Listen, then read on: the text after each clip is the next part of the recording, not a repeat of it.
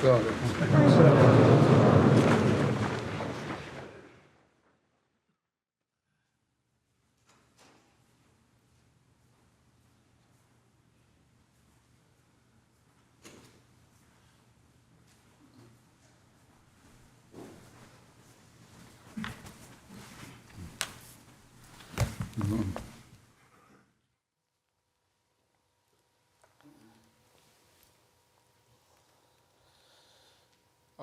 الله أكبر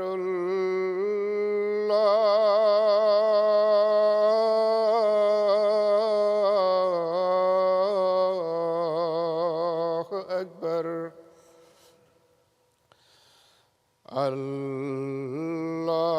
الله أكبر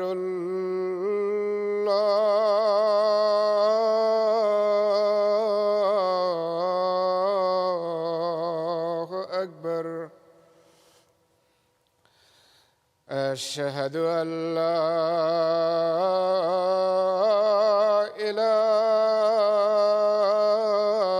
إله إلا الله أشهد أن لا إله إلا الله أشهد أن محمدًا رسول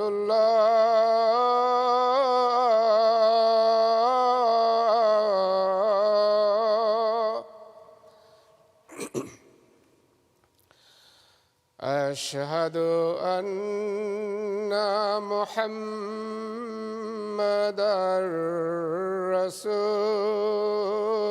رسول الله حي على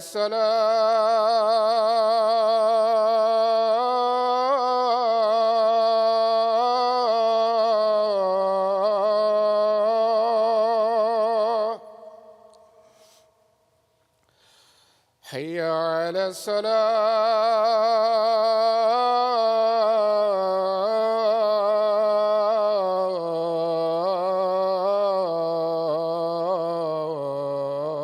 الصلاة حي على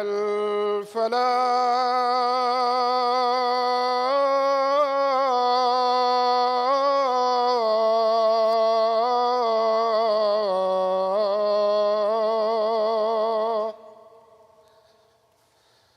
حي على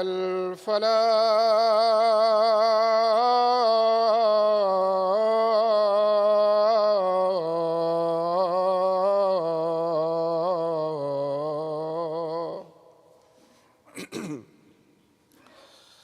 الله أكبر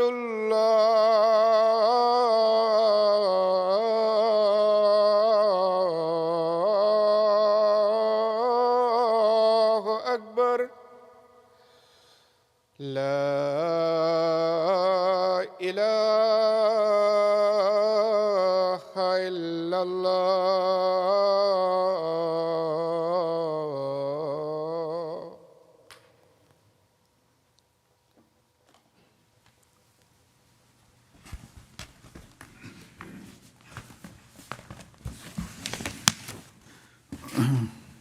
السلام عليكم ورحمة الله.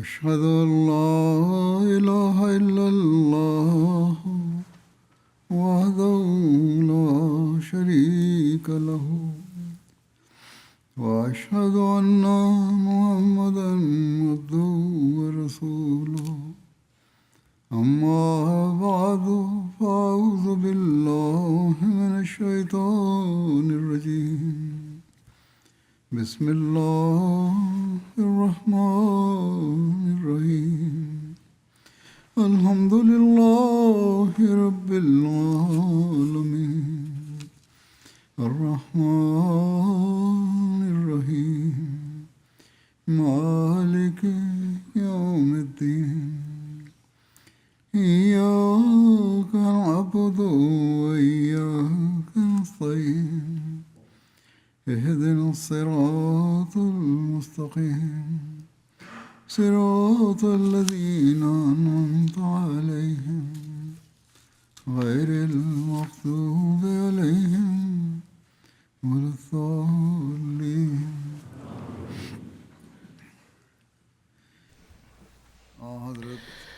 পৃথিবীতে তৌহিদ বা একত্ববাদ প্রতিষ্ঠার জন্য মহানবী সাল্লাল্লাহু আলাইহি ওয়াসাল্লামের হৃদয়ের বেদনা, প্রচেষ্টা ও সাহস আর শিরকের প্রতিটি দিকের বিপরীতে একটি সুদৃঢ় পাহাড়ের ন্যায় দণ্ডায়মান হওয়া আর সকল জাতির শিরকে কলুষিত চিন্তাধারা ও শিক্ষার বিরুদ্ধে সত্য বলার বিষয়ে আমরা জানি, আমরা পড়েছি। এ বিষয়ে বর্ণনা করতে গিয়ে হযরত মসিহ মাউদ আলাইহিস সালাতু ওয়াস সালাম বলছেন,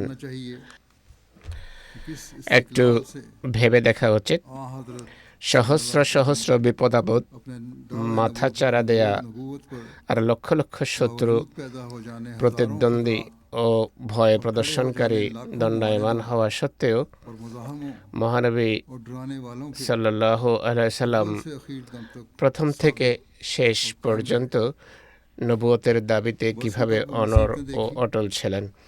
বছর পর বছর সেসব সমস্যার সম্মুখীন ছিলেন এবং সে সকল দুঃখ কষ্ট সহ্য করতে হয় যা সফলতার সম্পর্কে সম্পূর্ণভাবে নিরাশ করছিল, আর প্রতিনিয়ত সেসব সমস্যা বেড়েই চলছিল।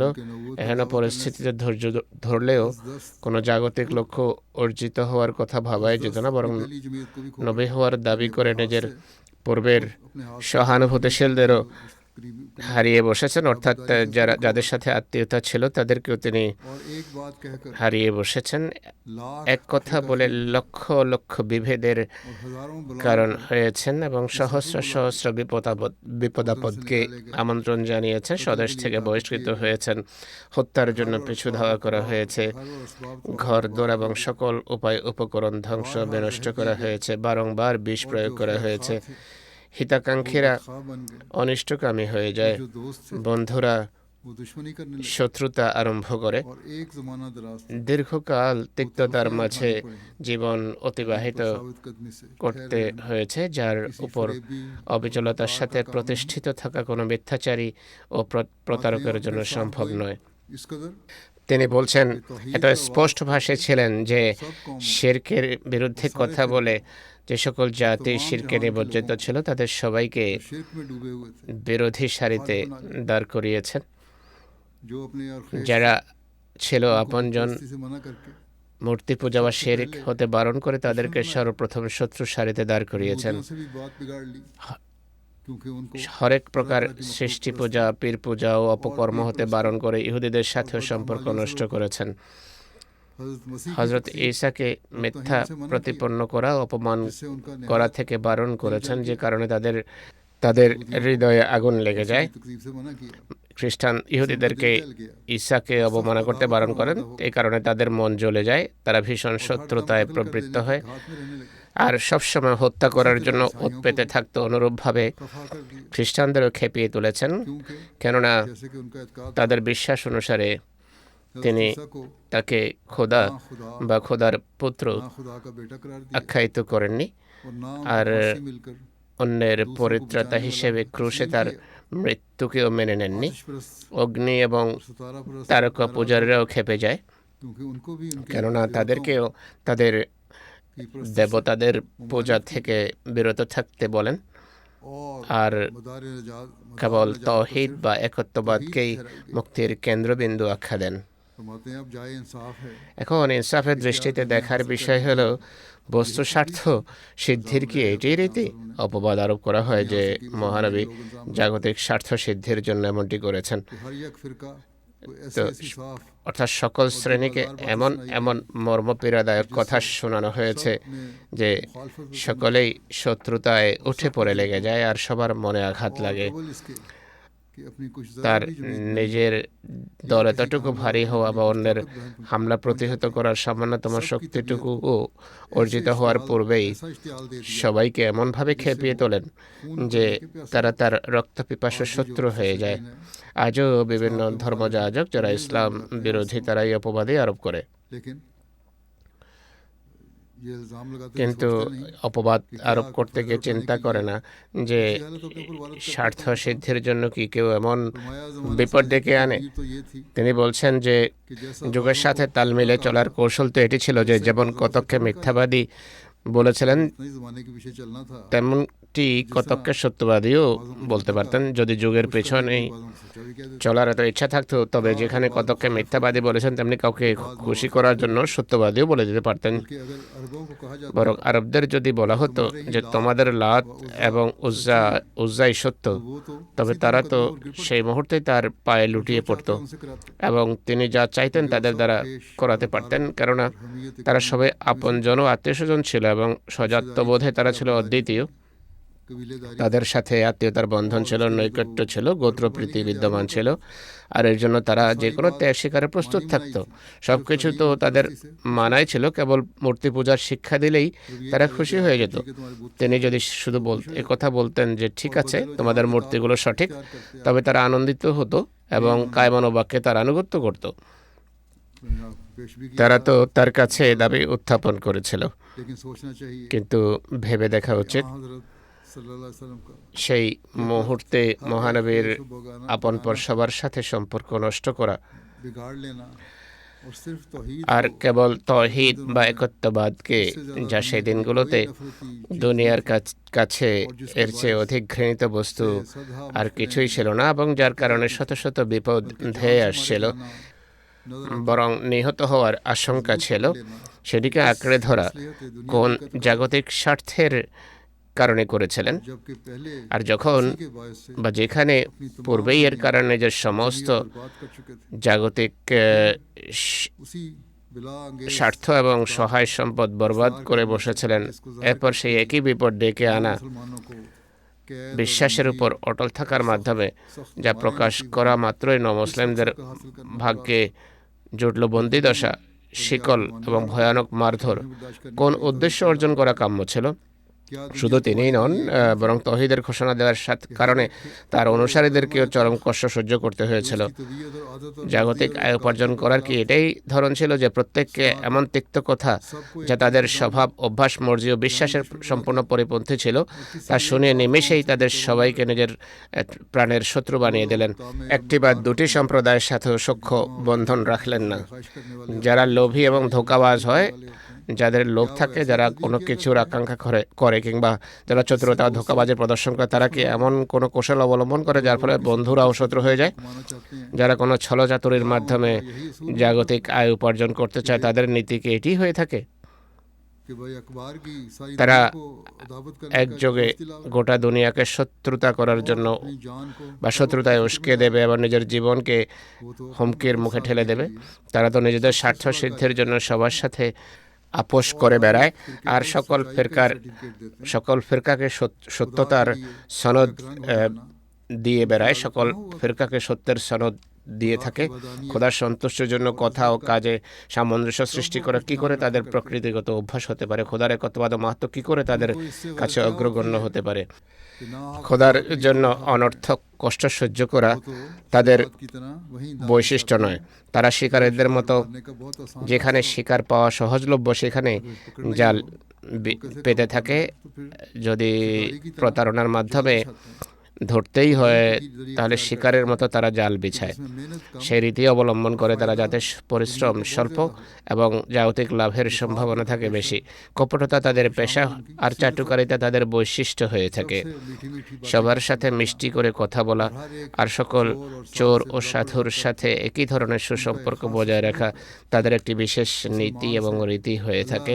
মুসলমানদের সামনে আল্লাহ আল্লাহ আর হিন্দুদের সামনে हर वक्त मुस्तैद रहते हैं রাম রাম করার জন্য हर তারা एक সদা मजलिस প্রস্তুত में থাকে। हाँ से সকল हाँ বৈঠকে और মানুষের नहीं से नहीं मिलाते সুরে সুর মিলিয়ে হাঁ হাঁ করা বা না না করা তাদের বৈশিষ্ট্য। বৈঠকের বৈশিষ্ট্য অনুসারে তারা নিজেদের পরিবর্তন করে। খোদার সাথে তাদের কিসের সম্পর্ক আর তার সাথে বিশ্বস্ততারই বা কী কারণ থাকতে পারে? इधर उधर का गम নিজের প্রফুল্ল মন ও প্রাণকে অনর্থক অনাকাঙ্ক্ষিত দুঃখের মুখে ঠেলে দেওয়ার তাদের প্রয়োজনই বা কি?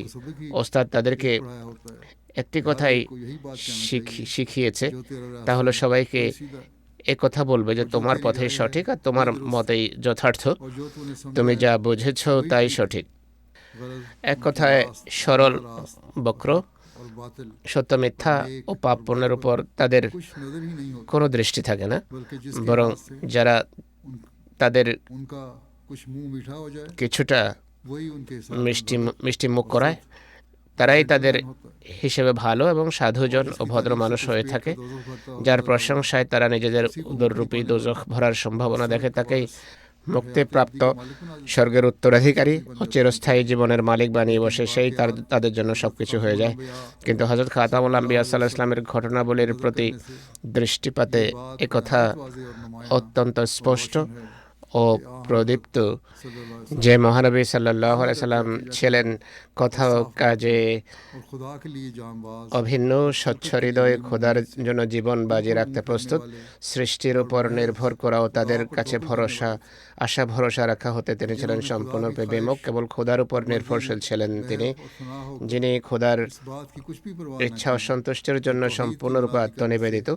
আদৌ ভ্রুক্ষেপ করেননি যে একত্ববাদের ঘোষণার ফলে কি কি বিপদ আমার উপর আপতিত হতে পারে আর মুশরিকদের হাতে কি কি দুঃখ বেদনা আমাকে সইতে হবে, बल्कि तमाम शिद्दतों বরং সকল सख्तियों দুঃখ কষ্ট কাঠিন্য ও সমস্যা বলে শিরোধার্য করে अपने मौला का हुक्म बजा স্বীয় মনিবের নির্দেশ পালন করেছেন আর খোদার পথে সংগ্রাম, ওয়াজ ও নসিহতের জন্য আবশ্যকীয় শর্তাবলীর সবকটি वाले को পূরণ করেছেন। हकीकत ना समझा কোনো ভয় ভীতি প্রদর্শনকারীকে কোনো গুরুত্বই দেননি। আমরা সত্যই বলছি, নবিকুলের ঘটনাবলিতে ভয়াবহ বিপদ আপদের মুখে খোদার উপর এভাবে ভরসা করে প্রকাশ্যে শিরক खुला खुले ও সৃষ্টি পূজা থেকে परस्ती से मना करने वाला বারণকারী और इस कदर আর दुश्मन और এত फिर कोई শত্রু ऐसा থাকা সত্ত্বেও साबित कदम এরূপ দৃঢ়চিত্ততা ও বিচলতা প্রদর্শনকারী एक भी साबित একজনও দেখা যায় না। हम आगे तारीख में भी देख নবীদের ইতিহাসে দেখুন, এত অবিচলতা প্রদর্শনকারী একজনও নেই। সুতরাং কিছুটা হলেও सब हालात সততার সাথে চিন্তা করা উচিত। हाँ हजरत এ সকল পরিস্থিতি কত পরিষ্কারভাবে दिलाकत মহানবীর অভ্যন্তরীণ সত্যতার সাক্ষ্য দেয়।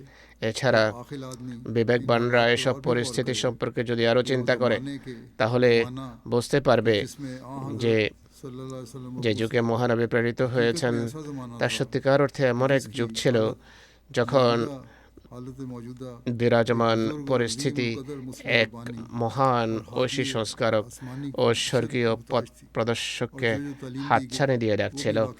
আর যে শিক্ষা দেয়া হয়েছে বাস্তবে তা ছিল সত্য ও অত্যাবশ্যকীয়, এবং उसको जरूरत थी যুগ এমনভাবে বিকৃত ছিল যে কোনো সংস্কারকের তখন প্রয়োজন ছিল। और तब आप आए उस এই কারণেই তখন তিনি এসেছেন। আর এটি সেই সকল বিষয়ের সমাহার इस तालीम ने ছিল ऐसा যার মাধ্যমে যুগের চাহিদা পূরণ হয়েছে। আর এই শিক্ষা এমন প্রভাব বিস্তার করেছে যে লক্ষ লক্ষ হৃদয়কে সত্যতার প্রতি টেনে এনেছে, ला इलाहा इल्लल्लाह का नक्श मा दिया আর লক্ষ লক্ষ হৃদয়ে লা ইলাহা ইল্লাল্লাহর ছাপ প্রথিত করেছে। আর নবুয়তের যা উদ্দেশ্য ও লক্ষ্য হয়ে থাকে, रसूल नजात অর্থাৎ মুক্তি লাভের নীতি, को ऐसा कमाल तक पहुंचाया जो किसी दूसरे नबी के নীতিকে এমন পরাকাষ্ঠায় পৌঁছিয়েছেন যে অন্য কোনো নবীর হাতে সেই পরাকাষ্ঠা কোনো যুগে লাভ হয়নি। এই সকল ঘটনার প্রতি দৃষ্টিপাতে অবলীলায় ये शहादत दिल से হৃদয়ে এই সাক্ষ্য দেয় যে মহানবী সাল্লাল্লাহু আলাইহি সাল্লাম অবশ্যই খোদার পক্ষ থেকে সত্য পথ প্রদর্শক ছিলেন। और जिद्दियत से इनकारी हो उसकी मर्ज तो लाइलाज है যে ব্যক্তি বিদ্বেষ ও হঠকারিতা বশত অস্বীকার করে তার ব্যাধি দুরারোগ্য হয়ে থাকে। আর এমন মানুষ আল্লাহকে অস্বীকার করে বসে, নতুবা সত্যের সেসব লক্ষণ যা মহানবীর সত্তায় পূর্ণ মাত্রায় বিদ্যমান ছিল, অন্য কোনো নবীর মাঝে কেউ এর একটি তো প্রমাণ করে দেখাক, যেন আমরাও তা অবগত হতে পারি। दूसरे तमाम पैगंबरों और তিনি किताबों আরো বলছেন যে হিন্দুরা অন্য সব বার্তাবাহক গ্রন্থকে মিথ্যা প্রতিপন্ন করে কেবল বেদেরই জয়গান গাইছে আর বলছে বেদই সবকিছু। খ্রিস্টানরা तालीम इलाही সকল इंजील पर खत्म ঐশী শিক্ষার ইতি ইঞ্জিলেই টেনেছে। এ কথা চিন্তা করো না যে কোন গ্রন্থ খোদার একত্ববাদ কতটা প্রতিষ্ঠিত করে তার উপর फायदा पहुंचाने में ज्यादा हो নির্ভর করে এর গুরুত্ব মর্যাদার। যে গ্রন্থ একত্ববাদ বা তৌহিদ তৌহিদে সমধিক সমৃদ্ধ, সেটি বড় মর্যাদা রাখে। এ কারণেই খোদার একত্ববাদে অস্বীকারী ব্যক্তির চরিত্র अखलाक क्यों ना हो যতই পূর্ণ বা সম্পূর্ণ হোক না কেন, সে মুক্তি পেতে পারে না। जहाँ में सारे अखलाक उसमें मौजूद हों लेकिन सब तौहीद का अगर मुनकिर हो সব কথা থাকলেও তৌহিদ যদি না থাকে, আল্লাহর দৃষ্টিতে সে মুক্তিপ্রাপ্ত নয়। এখন এসব লোকের ভেবে দেখা উচিত তৌহিদ বা একত্ববাদ যা মুক্তির কেন্দ্রবিন্দু, কোন গ্রন্থের মাধ্যমে তা পৃথিবীতে সবচেয়ে বেশি বিস্তার লাভ করেছে। सही कि किस কেউ বলতে পারে কি যে কোন দেশে বেদের কল্যাণে খোদার একত্ববাদ পরিচিতি লাভ করেছে? कोई मुल्क नजर नहीं आता এমন কোনো जहाँ बदरिया इंजील দেশ নেই যেখানে ইঞ্জিলের মাধ্যমে তৌহিদের প্রচার ঘটে থাকবে। সত্য বলতে কি, ইঞ্জিলের মান্যকারী একত্ববাদীকে মুক্তিপ্রাপ্তই মনে করে না। যে তৌহিদে বিশ্বাসী সে তাদের দৃষ্টিতে মুক্তি পেতে পারে না, বরং পাদ্রীরা একত্ববাদীদের অন্ধকার নরকের ইন্ধন আখ্যা দেয়। তারা বলে যারা তৌহিদে বিশ্বাসী, এক খোদাকে মানে তিন খোদা বিশ্বাস করে না, তারা আগুনে পড়বে, যেখানে শাস্তি হবে রোদন ও দন্তপেষণ।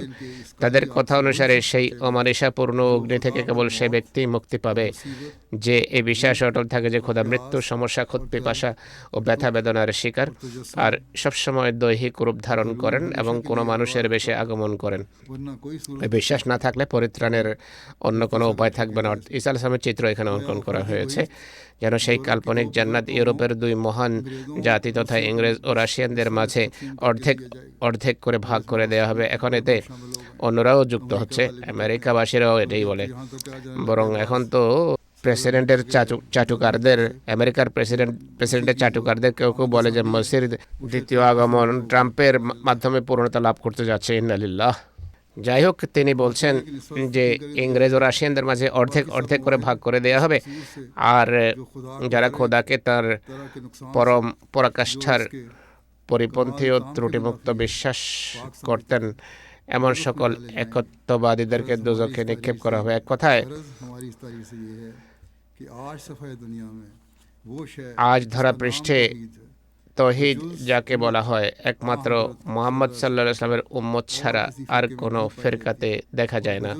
আর কোরআন ছাড়া অন্য কোনো किसी किताब গ্রন্থের নাম চিহ্ন খুঁজে পাওয়া যায় না যা কোটি কোটি মানুষকে একত্ববাদের উপর প্রতিষ্ঠিত করে আর अजीम से इस सच्चे खुदा की तरफ राहबर हो। অলৌকিকভাবে সে প্রদর্শকের পানে পরিচালিত করে। প্রত্যেক জাতি স্ব কৃত্রিম খোদা বানিয়ে নিয়েছে, কিন্তু মুসলমানদের খোদা তিনি, যিনি আদি থেকে লয় ক্ষয়ের ঊর্ধ্বে এবং অপরিবর্তিত এবং নিজের চিরস্থায়ী বৈশিষ্ট্যে যেমন ছিলেন তেমনই আছেন। वाक़यात ऐसे हैं এই সকল ঘটনা এমন যার মাধ্যমে ইসলামের হাদি বা মহানবী ইসলামের সত্যতা দিবালোকের ন্যায় স্পষ্ট হয়ে যায়। सूरज की तरह रोशन है क्योंकि কেননা माने নবুয়তের অর্থ আর রিসালাত ও পয়গম্বরের উদ্দেশ্য তার পবিত্র সত্তায় সত্য প্রমাণিত হচ্ছে। যেভাবে শিল্প থেকে শিল্প দেখে শিল্পীকে চেনা যায়, অনুরূপভাবে বুদ্ধিমানরা বর্তমান সংস্কার বা সংশোধন দেখে সেই ঐশী সংস্কারককে শনাক্ত করছে। साने से शनाख्त किया जाता है, वैसा ही अकल लोग इस्लाह मौजूदा से इस मुस्लिम रबानी की शनाख्त कर रहे हैं। कोई बनाने वाला चीज़ बनाने वाला কোনো জিনিস প্রস্তুতকারী जो चीज़ बनी हो, তার বানানো জিনিস कोई भी पुर्जा बनाया हो या कोई चीज़ কেউ যদি কোনো কিছু বানিয়ে থাকে, তার মাধ্যমে মানুষ তাকে চেনে যে কত অসাধারণ জিনিস বানিয়েছে, এই ব্যক্তি কত অসাধারণ। অনুরূপভাবে जो मुस्लिम रबानी की शनाख्त इस तरह होती है कि वो तौहीद का খোদার পক্ষ থেকে যেই সংস্কারক আসে তাকে চেনা যায় তৌহিদের প্রচারের মাধ্যমে। অনুরূপভাবে সহস্র সহস্র এমন ঘটনা রয়েছে बताई दे যার মাধ্যমে মহানবী যে मसलन খোদা তাআলার পক্ষ থেকে মদত পুষ্ট ছিলেন তা স্পষ্ট হয়। দৃষ্টান্তস্বরূপ এটি কি বিস্ময়কর ঘটনা নয় যে একজন বিত্ত, শক্তিহীন, নিরুপায়, নিরক্ষর, ইয়েতিম আর নিঃসঙ্গ দরিদ্র মানুষ সে সময় এমন সমুজ্জ্বল শিক্ষা নিয়ে এসেছে যখন পৃথিবীর সকল জাতি আর্থিক, সামরিক ও জ্ঞানগত শক্তিতে ছিল সমধিক বলীয়ান, আর তিনি স্বীয় অকাট্য প্রমাণ ও সুস্পষ্ট যুক্তির জোরে সবার মুখ বন্ধ করে দিয়েছেন।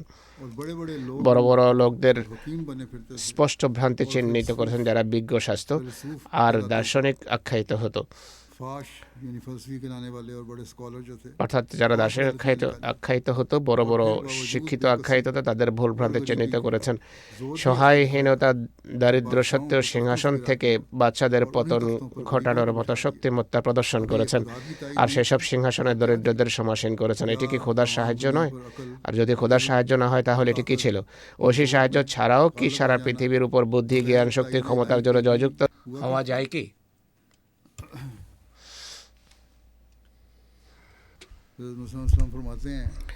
হযরত মসিহ মাউদ আলাইহিস সালাম বলছেন, ইতিহাস স্পষ্টভাবে বলে আর কোরআন মজিদের বেশ কয়েক স্থানে বিশদভাবে উল্লিখিত আছে,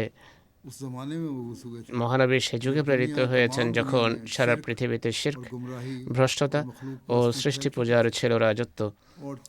সকলেই সত্যনীতি বিসর্জন দিয়ে বসেছিল, সকল ফিরকা সঠিক পথ ভুলে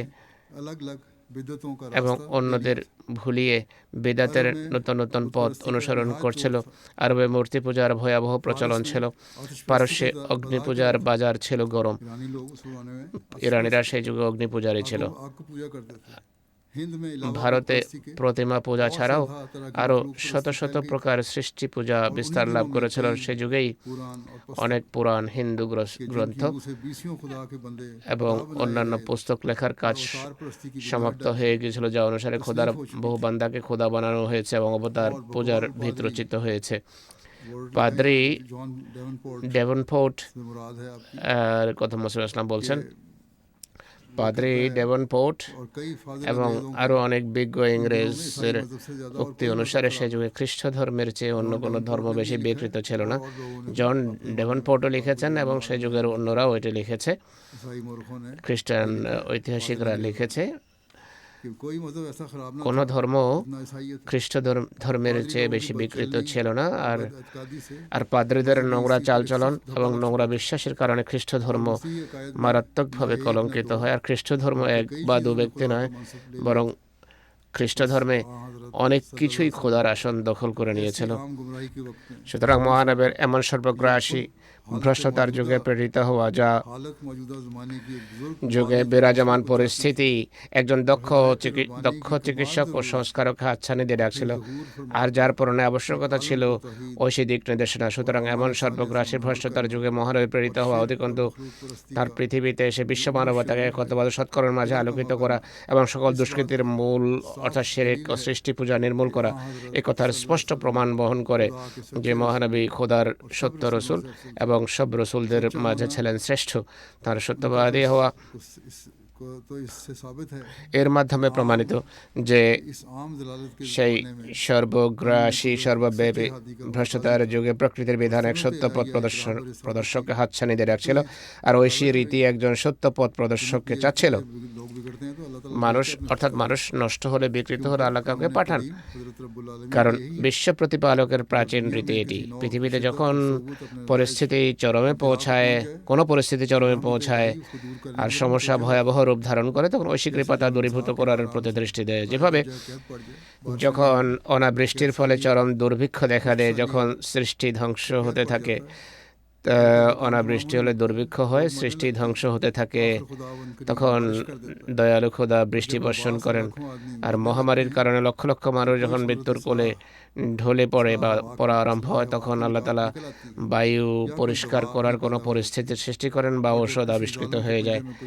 কোনো জাতি কোনো অত্যাচারীর কবলে যখন পড়ে, তখন ন্যায়পরায়ণ বা সমস্যা সমাধানকারী কোনো কাণ্ডারি দণ্ডায়মান হয়। অনুরূপভাবে মানুষ যখন খোদার পথ ভুলে যায় আর একত্ববাদ ও সত্যের পূজা পরিত্যাগ করে, তখন মহামহিমান্বিত খোদা কোনো বান্দাকে উৎকর্ষ অন্তর্দৃষ্টি দিয়ে স্বীয় বাণী এবং এবং ইলহামে সম্মানিত করে মানব জাতির হেদায়েতের জন্য প্রেরণ করেন, যেন বিকৃতি যতটা দেখা দিয়েছে তার সংশোধন করতে পারেন। আর এর পেছনে মূল রহস্য হলো বিশ্বের স্থিতি ও স্থায়িত্ব বিধানকারী খোদা, যিনি বিশ্বজগতের অস্তিত্ব ও স্থায়িত্বের একমাত্র অবলম্বন এবং আশ্রয়স্থল।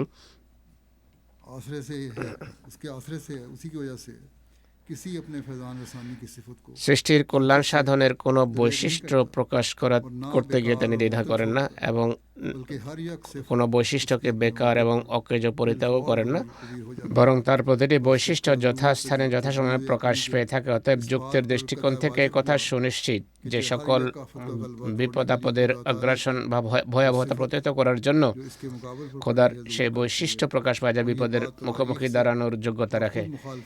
ইতিহাস এবং বিরোধীদের স্বীকারোক্তি আর বিশেষ করে কোরআন মজিদের সুস্পষ্ট বর্ণনা থেকে প্রমাণিত হয় যে মহানবীর আবির্ভাবের সময় এই বিপদ সর্বত্র বিস্তার লাভ করছিল।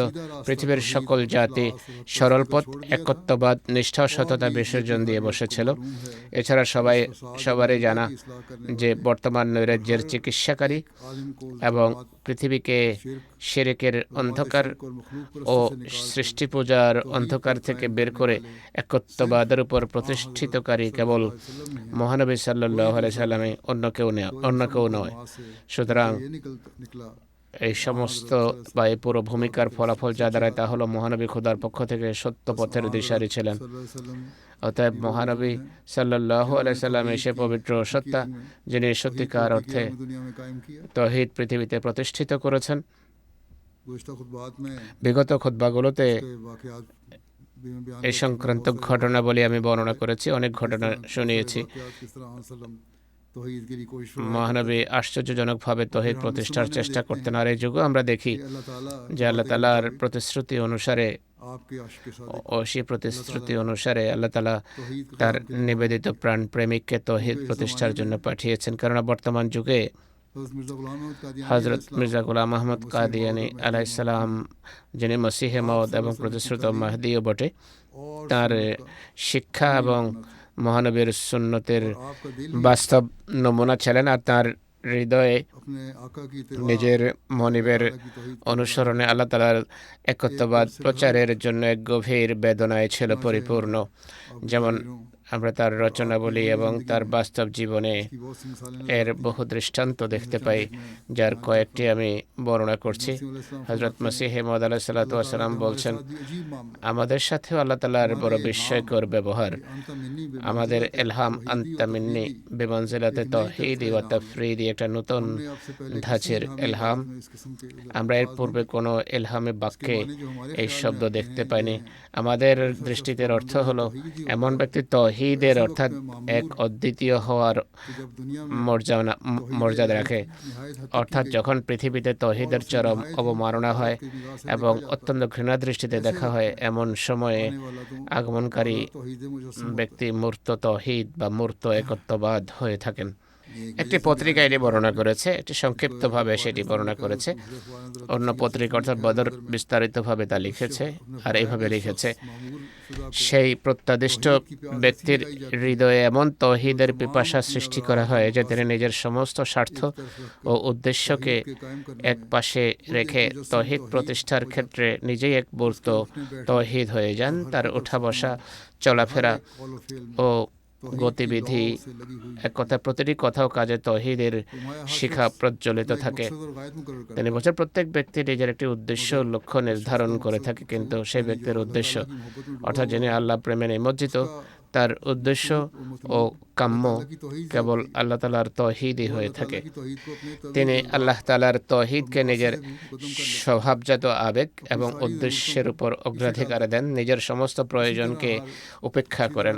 একইভাবে প্রত্যেক ব্যক্তিরই আপন উদ্দেশ্য ও লক্ষ্য অর্জনের একটি প্রতিমা থাকে, মূর্তি থাকে। সে সেখানে পৌঁছাতে চায়, কিন্তু সেখানে পৌঁছানোর বা এর আগেই তার জীবনের অবসান অবসান ঘটানো কেবল আল্লাহ তাআলারই নিয়ন্ত্রণে হয়ে থাকে। উদ্দেশ্য অর্জন করার জন্য মানুষের অনেক বড় বড় আকাঙ্ক্ষা থাকে, যেমন ব্যবসায়ী লোকদের, বাণিজ্য পেশার লোকদের, জাগতিক উদ্দেশ্য অর্জনকারী লোকদের। আর তারা নিজেদের একটি টার্গেট বা লক্ষ্য নির্ধারণ করে রাখে, কিন্তু হয় আল্লাহ তাআলা তাদেরকে সেখানে পৌঁছান অথবা তার আগেই তাদের জীবনের অবসান ঘটে যায়। সে তার ধন সম্পদ এবং মান সম্মান, সন্তান সন্ততি কিংবা অন্যান্য প্রয়োজনের জন্য ছটফট করে এবং আত্মহারা হয়। আর অনেক সময় মানুষ এসব কাঠিন্যের মাঝে পড়ে আত্মহত্যাও করে বসে। কিন্তু সে ব্যক্তি যিনি খোদার পক্ষ থেকে আদিষ্ট হয়ে আসেন, প্রত্যাদিষ্ট হয়ে আসেন, তার এই তীব্র আবেগ খোদা তাআলার তৌহিদের জন্য হয়ে থাকে।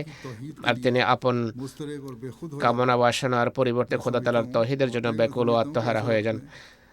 আমি মনে করি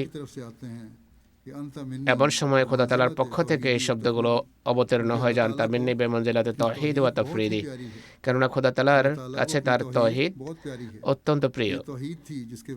সেই তৌহিদই ছিল যার খাতিরে আল্লাহ তাআলা কখনো মহামারী, কখনো দুর্ভিক্ষ, আর কখনো নিজ প্রিয় নবী আলাইহিস সালামের হাতের তরবারের মাধ্যমে এর প্রতিষ্ঠার নিমিত্তে হাজার হাজার মুশরিককে ধ্বংস করেছেন। মক্কা মদিনার পরিস্থিতির জটিলতাও এই কারণে সৃষ্টি হয়েছিল। মুসা আলাইহিস সালামের বিষয়টিও এই তৌহিদ বা একত্ববাদের জন্যই ছিল।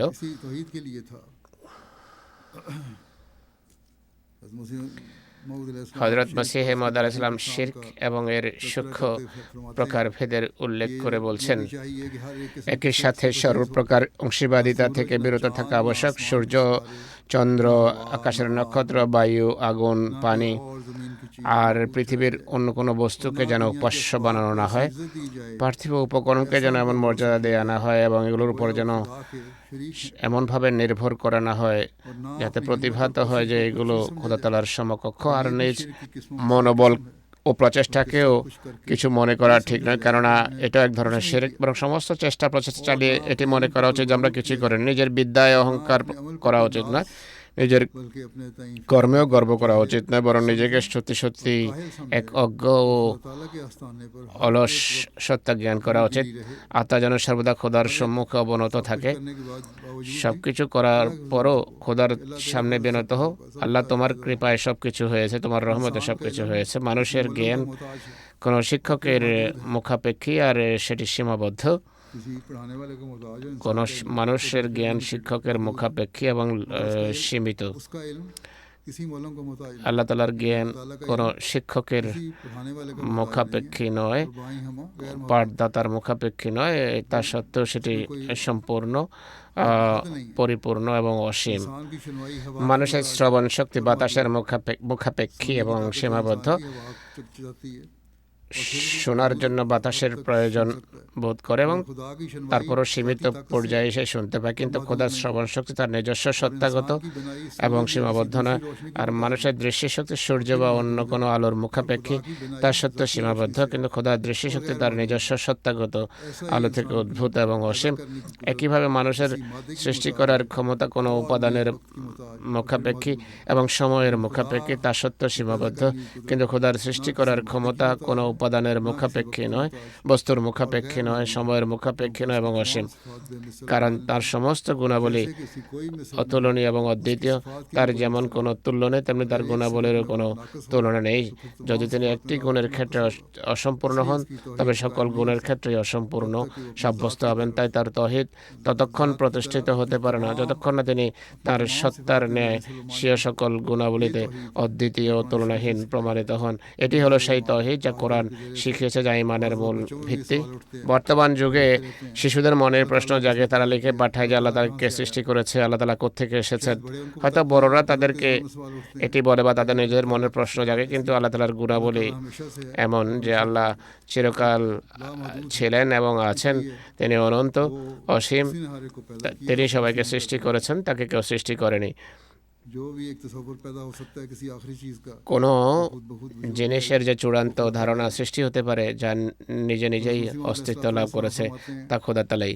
মুসলিম ইসলাম আরও বলছেন, স্মরণ রাখা হচ্ছে যে প্রকৃত তৌহিদ, যার স্বীকৃতি খোদা তাআলা আমাদের কাছে চান, যার স্বীকৃতির মাঝে মুক্তি নির্ভরশীল, তা হলো খোদা তাআলাকে নিজ সত্তায় প্রতিটি শরীক থেকে, মূর্তি হোক বা মানুষ হোক বা সূর্য হোক বা চাঁদ হোক বা নিজের প্রবৃত্তি বা নিজের কৌশল ও ছলচাতুরই হোক না কেন, এগুলো থেকে সম্পূর্ণভাবে তাকে পবিত্র মনে করা। আর তার বিপরীতে কাউকে কাদের সাব্যস্ত না করা, কাউকে রিজেক্ট দাতা না মানা, কাউকে সম্মান দানকারী ও পদভ্রষ্টকারী মনে না করা, কাউকে সম্মান দানকারী বা লাঞ্ছনাকারী মনে না করা, কাউকে সাহায্যকারী ও মদতগার স্থির না করা, নিজের ইবাদতকে কেবল তার জন্য নির্দিষ্ট করা, নিজের বিনয়ে কেবল তার জন্য নির্দিষ্ট করা, নিজের আশা আকাঙ্ক্ষাকে কেবল তার জন্য নির্দিষ্ট করা, নিজের ভয় কেবল তার জন্যই নির্দিষ্ট করা। সুতরাং এই 3 প্রকারের নির্দিষ্টকরণ ব্যতীত কোনো তৌহিদ এই পূর্ণাঙ্গ হতে পারে না। প্রধানত সত্তার দিক থেকে তৌহিদ অর্থাৎ তার অস্তিত্বের মোকাবেলায় সমস্ত সৃষ্টিকে অস্তিত্বহীন মনে করা, লয়শীল মনে করা, সবকিছুকে হালিকাতুল জাত এবং বাতালাতুল হাকিকত অর্থাৎ সত্তাগতভাবে ধ্বংসশীল ও ভিত্তিহীন মনে করা, সবকিছু মিথ্যা, সেগুলো পূর্ণাঙ্গ নয়। দ্বিতীয়ত গুণাবলীর দিক থেকে তৌহিদ অর্থাৎ রুবুবিয়ত ও উলুহিয়ত অর্থাৎ প্রতিপালন বৈশিষ্ট্য এবং উপাস্য হওয়ার গুণাবলী আল্লাহ সত্তা ব্যতীত অন্য কারো মাঝে নেই। আর বাহ্যিকভাবে যাদের বিভিন্ন প্রকারের প্রভু বা কল্যাণ সাধনকারী মনে হয়, যাদের দ্বারা মানুষ উপকৃত হয়, এটি কেবল তারই হাতের একটি সিস্টেম, তারই হাতের একটি শৃঙ্খলা। কোনো আমেরিকাও নেই, ইসরায়েলও নেই, দুনিয়ার অন্য কোনো পরাশক্তিও নেই, কেবল খোদা তাআলারই শক্তি রয়েছে। যদি মুসলমানরা এটি বুঝতে পারে তবে নিশ্চিতভাবে তারা সাফল্য লাভ করবে। তৃতীয়ত নিজের ভালোবাসা এবং সততা ও পবিত্রতার দিক থেকে তৌহিদ অর্থাৎ ভালোবাসা ইত্যাদি ইবাদতের নিদর্শনসমূহ অন্য কাউকে খোদা তাআলার শরীক না করা, তারই মাঝে বিলীন হওয়া। যেভাবে আল্লাহ তাআলার সাথে ভালোবাসা থাকা উচিত তেমন ভালোবাসা যেন অন্য কারোর সাথে না হয়। তিনি আরো বলছেন, এই যুগে খোদা তাআলা যখন দেখলেন যে পৃথিবী কলুষিত এবং বিকৃত, কোটি কোটি সৃষ্টি শিরিকের পথ বেছে নিয়েছে, আর পৃথিবীতে 40 কোটির বেশি এমন মানুষের জন্ম হয়েছে যারা মরিয়মের পুত্র এক অসহায় মানুষের খোদা বানিয়েছে। সেই যুগে খ্রিস্টানদের সংখ্যা ছিল 40 কোটি। আর সেই সাথে মদ্যপান, লাগামহীনতা, দুনিয়া পূজা এবং ঔদাসীন্যপূর্ণ জীবনের উদাসীনতা চরম পর্যায়ে পৌঁছে গেছে। তখন খোদা তাআলা আমাকে এই সমস্ত রোগ ব্যাধির সংশোধনের জন্য আমাকে আদিষ্ট করেছেন। এখন পর্যন্ত আমার হাতে প্রায় 1 লক্ষ মানুষ মন্দ ভ্রান্ত বিশ্বাস এবং অপকর্ম থেকে তওবা করেছে। এটি সেই যুগের কথা যখন মসিহ ইসলাম এটি লিখেছে। এখন আল্লাহ তাআলার ফজলে কোটি কোটি মানুষ তার জামাতভুক্ত হয়েছে। তিনি নিদর্শনাবলীর কথা উল্লেখ করেছেন যে 150-র বেশি নিদর্শন প্রকাশিত হয়েছে, যার সাক্ষী এদেশে কয়েক লক্ষ মানুষ রয়েছে। আর আমাকে পাঠানো হয়েছে পৃথিবীতে পুনরায় তৌহিদ প্রতিষ্ঠা এবং মানুষকে মানব পূজা বা প্রস্তর পূজা থেকে মুক্তি দিয়ে এক অদ্বিতীয় খোদার দিকে যেন পরিচালিত করতে পারি এবং অভ্যন্তরীণ পবিত্রতা ও সত্যনিষ্ঠার দিকে তাদের দৃষ্টি নিবদ্ধ করতে পারি। যেমন আমি দেখছি যে মানুষের মাঝে এক আলোড়ন সৃষ্টি হয়েছে। সহস্র সহস্র মানুষ আমার হাতে তওবা করে চলেছে। আর ঊর্ধ্বলোকে এমন এক বাতাস বইছে যে এখন মানুষের স্বভাব তৌহিদের অনুকূলে আসছে। স্পষ্টভাবে প্রতীয়মান হচ্ছে যে এখন খোদা তাআলার ইচ্ছা হলো মানব পূজাকে পৃথিবী থেকে বিলুপ্ত করা। এই ইচ্ছা পূরণের জন্য শত শত উপায় উপকরণ সৃষ্টি করা হয়েছে। আল্লাহ তাআলা আমাদেরও সেগুলো প্রদান করেছেন। এর মাধ্যমে আমরা তাবলীগও করি। আর প্রত্যেক আহমদের দায়িত্ব হলো তৌহিদ প্রসারের জন্য চেষ্টা করা। তিনি বলছেন,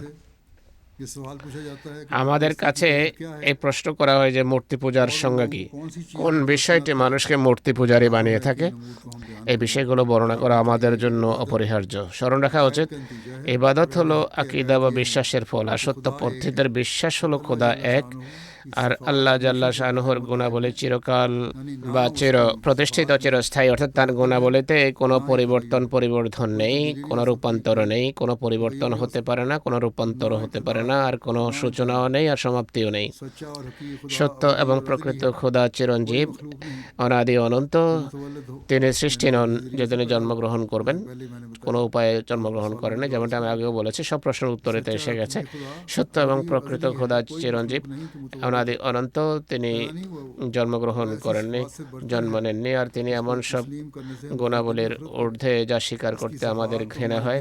তার গুণাবলী তো আমাদের অন্তরের স্বীকৃতি, অন্তর স্বীকৃতিতে আমাদের অন্তর তার গুণাবলীর সাথে সুপরিচিত। তিনি অনাদিকাল থেকে এক অদ্বিতীয়। এমন কোন অন্তর আছে कौन सा दिल है যা जो তার उसकी একত্ববাদের तसलीस কথা का অস্বীকার इकरार করবে, करता তিনি অনন্তকাল পর্যন্ত এক। আর এমন तालीम কোন में অন্তর আছে যা बनाया है তার তৃতীয়বাদের স্বীকৃতি तो দেবে? जो খ্রিস্টানদের শিক্ষা তো बेहतर এটাই होता है वो कोई যে इनकार नहीं कर 3 सकता খোদা রয়েছে, तस्लीस সুতরাং নেক স্বভাবের तस्लीस অধিকারী, নেক आप প্রকৃতি फरमाते हैं मैं तस्लीस की खराबियों को কিছুতেই তৃতীয়বাদের কথা इस्लाह नहीं স্বীকার कर করতে सकता পারে না। আমি তৃতীয়বাদের ত্রুটিগুলো সংস্কারের জন্য প্রেরিত হয়েছে। খ্রিস্ট ধর্মে যেসব রোগ ব্যাধি দেখা দিয়েছে সেগুলো সংস্কারের জন্য এসেছি। তাই এই বেদনায়ক দৃশ্য, অর্থাৎ পৃথিবীতে 40 কোটির বেশি এমন মানুষ আছে যারা ঈসা আলাইহিস সালামকে খোদা মনে করে বসে আছে। এটি আমার হৃদয়কে এতটা ব্যথিত করেছে যে আমি ভাবতেও পারি না যে আমার সারা জীবনে এর চেয়ে বড় কোনো দুঃখ আমার উপর আপতিত হয়েছে। বরং দুঃখ কষ্টে মরে যাওয়া যদি আমার জন্য সম্ভব হতো, তবে এই দুঃখ আমাকে ধ্বংস করে দিত। যে কেন এরা এক এক অদ্বিতীয় খোদাকে ছেড়ে এক অসহায় মানুষের পূজা করছে, আর কেন এরা সেই নবীর প্রতি ঈমান আনে না যিনি সত্য হেদায়েত এবং সরল পথ দিয়ে পৃথিবীতে এসেছেন, অর্থাৎ মহানবী সাল্লাল্লাহু আলাইহি ওয়াসাল্লামের উপর প্রতি তারা কেন ঈমান আনে না?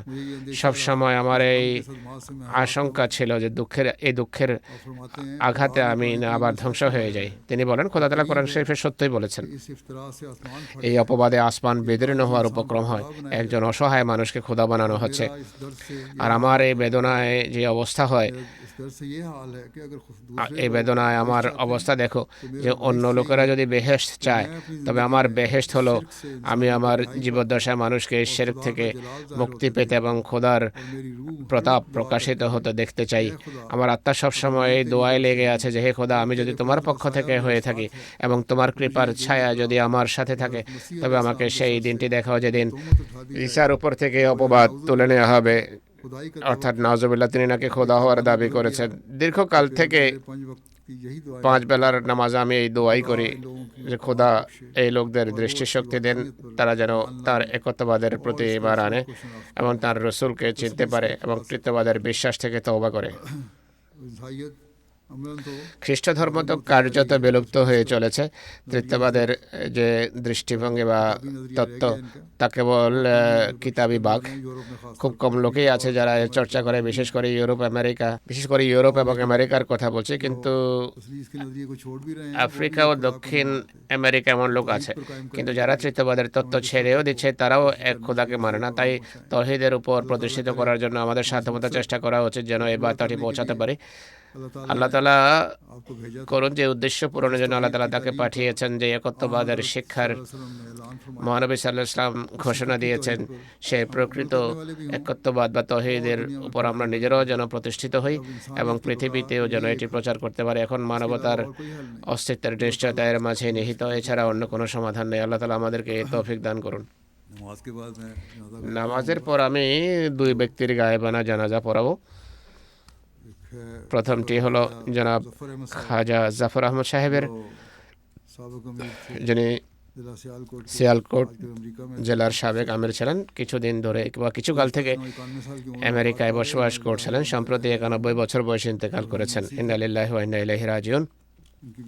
তিনি ওসিয়ত করেছিলেন, তার মেয়ে ইফাত হাই বলেন, শৈশব থেকে আমরা তাকে জামাতের সেবায় আন্তরিকতা, বিনয়পূর্ণ নিষ্ঠার সাথে অতিবাহিত করতে দেখেছি। খেলাফতের সাথে তার গভীর সম্পৃক্ততা ছিল।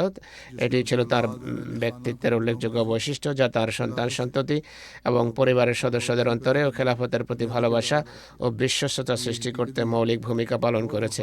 আর এটি বাস্তব সত্য কথা। তিনি অত্যন্ত বিশ্বস্ত, নিষ্ঠাবান আর জামাতের ব্যবস্থাপনার প্রতি অত্যন্ত আন্তরিক ব্যক্তি ছিলেন।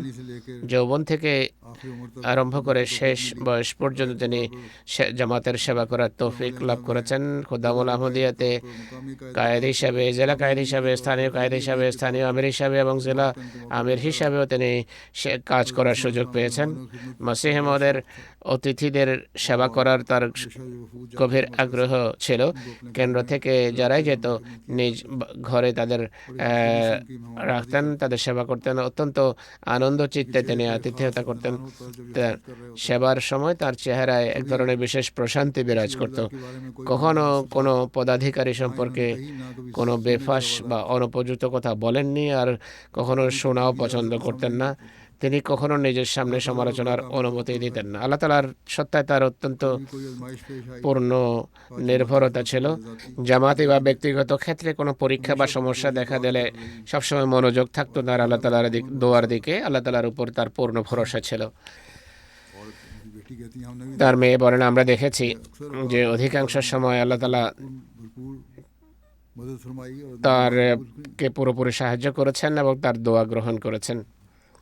और अपनी वालदा की भी उन्होंने बहुत खिदमत की। তিনি নিজের মায়েরও অনেক সেবা করেছেন। অসুস্থ মায়ের বেশ কয়েক বছর ধরে মায়ের ধৈর্য ভালোবাসার সাথে সেবা করেছেন। তিনি তার বর্তমানে স্ত্রী ছাড়াও 3 মেয়ে, নাতি নাতনি, দহিত্র দহিত্রী, পৌত্র পৌত্রী রেখে গেছেন। আল্লাহ তাআলা তার সাথে ক্ষমা এবং মাগফিরাতের আচরণ করুন। से भी প্রশাসনিক দিক থেকেও তিনি খুব সচেতন ব্যক্তি ছিলেন। জেলা আমির ছিলেন, बात का इनको पता था। সব জামাতের কথা জানতেন। ছোট ছোট জামাত, গ্রামের ছোট ছোট জামাতগুলো সম্পর্কে জানতেন। সব রাস্তাঘাট नजर रखते थे। তার চেনা ছিল। জেলার সার্বিক অবস্থার উপর গভীর নজর রাখতেন। बैठे हैं तो এমন নয় যে কেবল আমির হয়ে শহরেই বসে থাকবেন, সব জায়গায় যেতেন, সর্বত্র যেতেন। और ভালো দিনগুলোতে हालात अच्छे थे वहाँ। জলসার সালানায় ट्रेनें आया करती थी। ট্রেন আসতো, ট্রেন যোগে মানুষ যাতায়াত করতো জলসার জন্য। ট্রেন সিয়ালকোট থেকেও স্পেশাল ট্রেন আসতো। সুশৃঙ্খলভাবে তিনি এর ব্যবস্থা করতেন, খুব সুন্দরভাবে ব্যবস্থা করতেন। অত্যন্ত স্নেহশীল ব্যক্তিত্ব ছিলেন, সবসময় আন্তরিকতা ও বিশ্বস্ততায় সমৃদ্ধ এক ব্যক্তিত্ব ছিলেন। খুবই বিনয়ী মানুষ ছিলেন। আল্লাহ তাআলা তার রুহের মাগফিরাত করুন।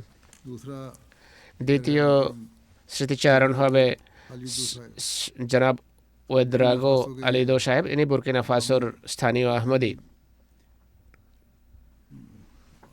फौज में मुलाजिम थे সেনাবাহিনীতে চাকরি করতেন और आजकल आयोगा আর আজকাল আয়োগের একটি গ্রামে ड्यूटी पर मुतय्यन थे। কর্তব্যরত ছিলেন।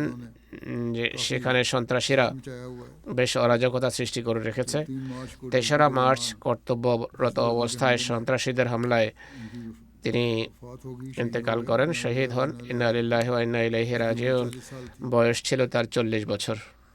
एक मुखलिस खादम थे। খুবই নিষ্ঠাবান এক খাদেম ছিলেন। 2007 में उन्होंने 2007 সালে আহমদিয়ত গ্রহণ করেন। उनकी अहलिया তার आपकी अहलिया अपनी फैमिली में अकेले अहमदी थे। তার স্ত্রী তার নিজের পরিবারে একাই আহমদি ছিলেন, তিনিও একাই আহমদি ছিলেন, বংশে আর কোনো আহমদি ছিল না। রিজিনাল মোবাল্লেগ जमात की बहुत ही फाल সাদাত সাহেব বলছেন, মরহুম জামাতের অত্যন্ত সক্রিয় সদস্য ছিলেন। জামাত ও খেলাফতের সাথে ছিল সুগভীর সম্পর্ক। অত্যন্ত নেক, ইবাদত গুজার ও নিষ্ঠাবান আহমদি। মসজিদ খুদাউল আহমদের কায়েদ হিসেবে দায়িত্ব পালন করেছেন। চাঁদা প্রদানে তার प्रोग्राम में बढ़ চাঁদা প্রদানে ছিলেন নিয়মিত। জামাতি প্রোগ্রামে উৎসাহ উদ্দীপনার সাথে অংশ নিতেন। সেনাবাহিনীতে চাকরির পরও বুরকিনা ফাসোর জলসা সালানায় প্রত্যেক বছর অংশগ্রহণ করতেন। মুরব্বী মোয়াল্লেমদের সাথে অত্যন্ত সম্মান ও শ্রদ্ধার সাথে শ্রদ্ধাপূর্ণ আচরণ করতেন, তাদের সাহায্য করতেন। 2008 সনে যখন আমি ঘানা সফরে যাই, तो बुर्किना फासो भी गया 2005-এ আমি বুরকিনা ফাসোতে গিয়েছিলাম, কিন্তু 2008 সনে যখন ঘানা যাই, एक काफिला आया था। সেখানে বুরকিনা ফাসোর খাদেমদের সমন্বয়ে একটা সাইকেল কাফেলা আসে। 1000 কিলোমিটারের বেশি দূরত্ব অতিক্রম করে এসেছেন। সেখানকার সাইকেল কিন্তু আমাদের সাইকেলের মতো উন্নত হয় না, ভাঙাচোরা সাইকেল। 1000 से ज्यादा किलोमीटर का सफर किया है इन्होंने। এর মাধ্যমে 1000 কিলোমিটার পথ অতিক্রম করে ঘানায় পৌঁছান। আমার সাথে সেখানে দেখাও করেন। बसों में भी ये জলসাতেও তিনি সাইকেল যোগেই আসতেন, সাইকেলে করে আসতেন, साइकिल पर जाया करते थे। সাইকেলে যেতেন জলসায়। संपूरी अब्दुल रहमान साहब সেম্পুরি আব্দুর রহমান স্থানীয় মোবাল্লেগ जमात की बेलौस বলছেন যে আমি তাকে জামাতের নিঃস্বার্থ সেবাকারী আর সর্বদা সেবার জন্য প্রস্তুত খাদেম পেয়েছি। যে কোনো কাজের জন্য ডাকা হলে তাৎক্ষণিকভাবে সাড়া দিতেন। জলসা সালানা বা অন্যান্য সাংগঠনিক ইজতেমায় পূর্ণ দায়িত্বশীলতার সাথে কাজ করতেন। के काम की वजह से লোকেরা তার কাজের কারণে, তিনি এতটা নিবেদিত প্রাণ ছিলেন যে তার কাজের কারণে তাকে ছোট মোয়াল্লেম বলে ডাকতো। বরং অনেক মোয়াল্লেমও इतना ये किया এতটা ওয়াকফের চেতনা নিয়ে কাজ করে না যতটা তিনি করতেন। সেনাবাহিনীতে চাকরি লাভের পূর্বে, চাকরি পাওয়ার পূর্বে চিন্তিত থাকতেন যে আজকাল আমার কোনো কাজ নেই, চাকরি নেই, আমি দরিদ্র, জামাতের উন্নতিতে যে অংশ নিতে পারছি না। যাই হোক, চাকরি হলে নিয়মিত চাঁদা প্রদান করা আরম্ভ করেন। बड़ा गहरा জামাতের সাথে তার সুগভীর সম্পর্ক ছিল। যেখানেই তার বদলি হতো সেখানে গিয়ে সর্বপ্রথম জামাতের সেন্টার বা মসজিদ তালাশ করতেন, জুমার নামাজ ইত্যাদিতে নিয়মিত আসতেন। उस्मान खान में তিনি তারও বর্তমানে वालदा और अहलिया के মা अलावा এবং স্ত্রী ছাড়াও এক পুত্র এবং 2 কন্যা রেখে গেছেন। আল্লাহ তাআলা তার রূহের প্রতি মাগফিরাত করুন।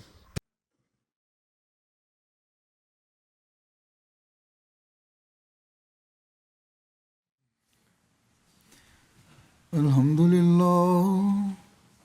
لله نحمده ونستعينه ونستغفره ونؤمن به ونتوكل عليه ونعوذ بالله من شرور أنفسنا ومن سيئات أعمالنا من يهده الله فلا مضل له ومن يضلل فلا هادي له ونشهد أن لا إله إلا الله ونشهد أن محمدا عبده ورسوله عباد الله رحمكم الله إن الله يأمر بالعدل والإحسان وإيتاء ذي القربى وينهى عن الفحشاء والمنكر والبغي